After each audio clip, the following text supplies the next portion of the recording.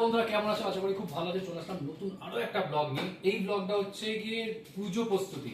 আমি আজকে চলে এসেছি দমদম দক্ষিণ পাড়া যুব পরিষদের পুজোতে, যা এবছরের চিন্তা ভাবনা বন্দে মাতরম, বঙ্কিমচন্দ্র চট্টোপাধ্যায়ের সেই মন্ত্র যাতে বিপ্লবীরা জাগ্রত হয়েছিল এবং একত্রিত হয়েছিল এই বিপ্লব সংগঠন করে আজকে আমরা আমাদের দেশকে জেনে নেব।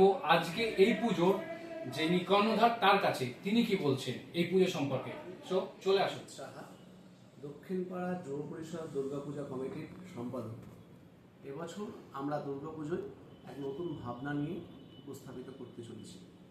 এবারে আমাদের ভাবনা বন্দে মাতরম। 1976 সালে ঋষি বঙ্কিমচন্দ্র চট্টোপাধ্যায় এই বন্দে মাতরম গানটি লিখেছিলেন, যার সার্ধশতবর্ষ। তার প্রতি শ্রদ্ধাঞ্জলি দেওয়ার জন্য আমাদের এবারের পুজো মণ্ডপটি সৃজন। নারী শক্তির ভূমিকা ছিল দেশ স্বাধীনতার ক্ষেত্রে অনেকটা অগ্রণী। তারা নিজেদের হাতে অস্ত্র তুলে নিয়েছিল। ঋষি বঙ্কিমচন্দ্র চট্টোপাধ্যায় তার দেবী চৌধুরানী উপন্যাসে দেবী চৌধুরানী যে ভূমিকা তিনি উল্লেখ করেছিলেন, সেটাকে আমরা এখানে তুলে ধরার চেষ্টা করেছি নারী শক্তির একটি উল্লেখ হিসাবে। আমরা চাই যে এই যে আজকে আমরা এই মণ্ডপটা সুন্দরভাবে আপনাদের সামনে তুলে ধরার চেষ্টা করছি, বন্দে মাতরম যে আমরা এখানে উপস্থাপনা করছি, দেশ স্বাধীন হওয়া হয়েছে কিভাবে তার অনেক তথ্য এখনকার ছোট ছোট বাচ্চারা জানতে পারে না।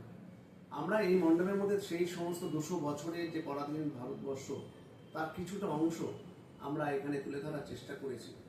আমরা চাইব আপনাদের বাচ্চাদের আপনারা নিয়ে আসুন আমাদের মণ্ডপে, এবং যে কীভাবে 200 বছরের যে পরাধীনতার মধ্যে আমরা ছিলাম তার যে তথ্য তারা জানতে পারবে। আমরা এই আশা রাখবো আপনারা আমাদের এই মণ্ডপ সজ্জা দেখবার জন্য আপনারা সপরিবারে আমাদের এই মণ্ডপে আসবেন।